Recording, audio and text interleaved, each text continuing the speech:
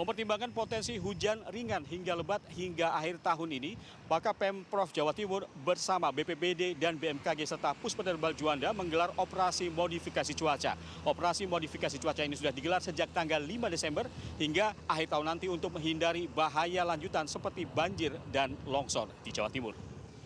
Potensi cuaca ekstrim dan bencana hidrometeorologi di Jawa Timur setiap hari diperbarui dalam rapat koordinasi sejumlah otoritas terkait di posko operasi modifikasi cuaca di Base Op Pangkalan Udara TNI Angkatan Laut Juanda, Sidoarjo. Paparan Badan Meteorologi, Klimatologi, dan Geofisika terkait prediksi cuaca meliputi presipitasi hujan, perkembangan awan hingga pergerakan angin jadi rujukan tim gabungan untuk rencana operasi modifikasi cuaca atau OMC harian yang dilakukan sejak awal Desember. BMKG memprediksi di pekan kedua dan ketiga Desember, cuaca Jawa Timur akan diwarnai potensi hujan ringan, sedang hingga sangat lebat pada 17 Desember. Data-data prediksi potensi hujan ini kemudian ditindaklanjuti dengan sorti atau trip penerbangan ke lokasi-lokasi yang dinilai perlu dilakukan modifikasi cuaca. Dari tingkat efektivitasnya, BMKG mengkalkulasi OMC berhasil mengurangi intensitas curah hujan di Jawa Timur hingga 26%. Perlu diketahui bahwa operasi modifikasi cuaca ini tidak menghilangkan hujan sama sekali, namun kita berupaya dengan intervensi tersebut dapat mengurangi intensitasnya sehingga dampak dari hujan lebat hingga sangat lebat tersebut dapat dikurangi.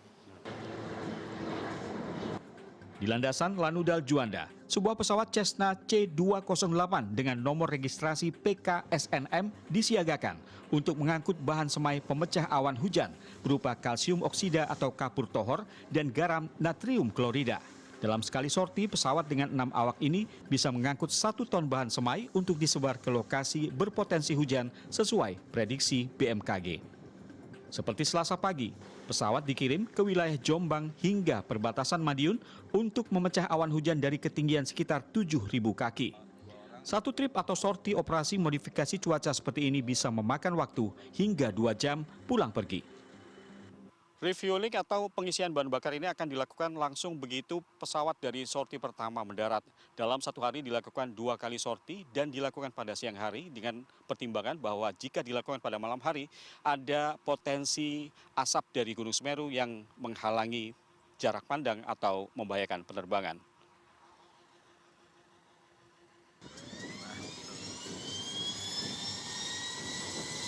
Meski tidak menghilangkan hujan sama sekali, operasi modifikasi cuaca masih dianggap langkah paling efektif dalam mitigasi bencana terkait potensi hujan di akhir tahun. Tak hanya di Jawa Timur, operasi modifikasi cuaca serupa juga dilakukan di lokasi bencana di Sumatera. Akibat adanya bencana beberapa pekan yang lalu, saat ini kita ada base di wilayah Aceh. 1 pesawat, kemudian juga 1 pesawatnya juga digunakan sebagai misi kargo ya untuk membantu logistik ke wilayah-wilayah Aceh. Kemudian juga di Medan kita juga ada 1 pesawat beroperasi modifikasi cuaca di sana, sama 1 lagi di wilayah Sumatera Barat yang sudah mulai dari akhir November 2025 kemarin. Menurut Kepala Pelaksana Badan Penanggulangan Bencana Daerah atau Kalaksa BPBD Jatim, bencana banjir yang meluluh lantakkan 3 provinsi di Sumatera memang jadi pertimbangan Pemprov Jawa Timur dalam mengintensifkan operasi modifikasi cuaca di akhir tahun.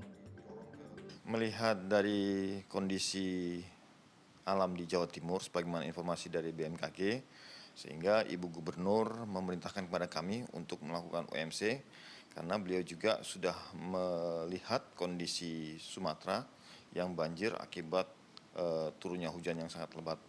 Sehingga mengantisipasi terjadi di Jawa Timur, langkah-langkah yang diambil oleh Ibu Gubernur, selain memerintahkan kami untuk melakukan OMC, kami juga berkoordinasi dengan teman-teman OPD teknis untuk membersihkan sungai dan penguatan tanggul pastinya. Selain operasi modifikasi cuaca, BPBD Jawa Timur juga telah melakukan sejumlah langkah teknis untuk mengantisipasi bencana hidrometeorologi. BPBD Jawa Timur mendata sejumlah wilayah terutama wilayah selatan Jawa Timur memang tergolong sebagai wilayah rawan bencana. Alan Maulana, Gancar Wicaksono, Sidoarjo, Jawa Timur.